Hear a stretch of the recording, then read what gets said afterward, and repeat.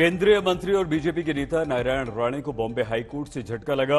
Bombay high court ने उनके बंगले के अवैध निर्माण को नियमित करने की अर्जी को ठुकरा दी और 2 हफ्ते के अंदर बीएमसी को बंगले में किए गए अवैध निर्माण को गिराने का आदेश दे दिया है। अदालत ने कहा है कि राणे ने CERZ यानी कि कोस्टल रेगुलेशन जोन और FSI फ्लोर स्पेस इंडेक्स के नियमों का उल्लंघन किया है, जिसे रेगुलराइज बिल्कुल नहीं किया जा सकता।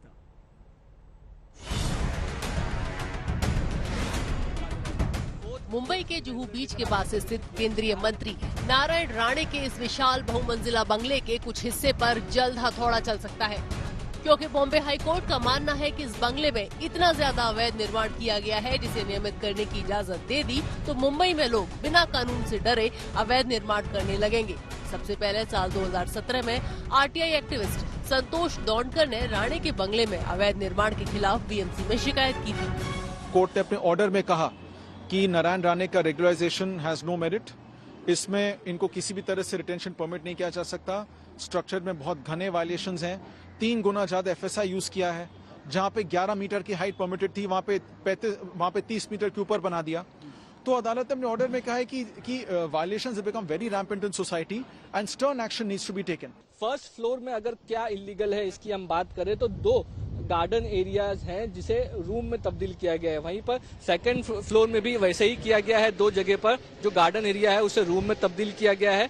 3rd फ्लोर पर गार्डन टेरिस है जिसे रूम में तब्दील किया गया है। 4th फ्लोर पर भी इरेगुलरिटी है, पार्ट टेरिस को एज अ रूम यूज किया जा रहा है, गार्डन टेरिस को as a room 5th floor पर यूज किया जा रहा है और 6th फ्लोर पर भी पार्ट टेरिस को रूम के तौर पर यूज किया जा रहा है। 8वां फ्लोर जो कि टॉप फ्लोर है इस बंगले का, उसमें पॉकेट टेरिस है, वो भी एज अ रूम यूज हो रही है, garden terrace as a room use हो रही है। और टेरिस फ्लोर में पैसेज एरिया जो है उसे एक तरह से आप कह सकते हैं कि रूम की तरह यूज किया जा रहा है। वाटर टैंक है, उसके नीचे का एरिया को भी रूम बनाया गया है। तो ये सारी इरेगुलरिटीज जो है बॉम्बे हाईकोर्ट के सामने BMC की तरफ से रखी गई थी। उसके बाद आप कह सकते हैं कि बॉम्बे हाईकोर्ट ने एक डेमोलिशन का ऑर्डर दिया है जो कि 2 हफ्तों के अंदर एग्जीक्यूट किया जाना है।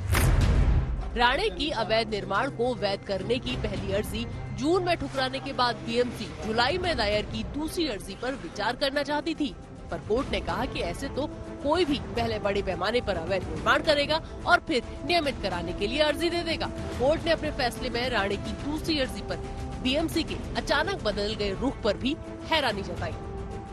राणे परिवार के वकील ने हाईकोर्ट से अपने फैसले पर 6 हफ्ते का स्टे भी मांगा ताकि वो सुप्रीम कोर्ट जा सके, पर कोर्ट ने ये अपील भी ठुकरा दी। मुंबई से मुस्तफा शेख के साथ आज तक ब्यूरो।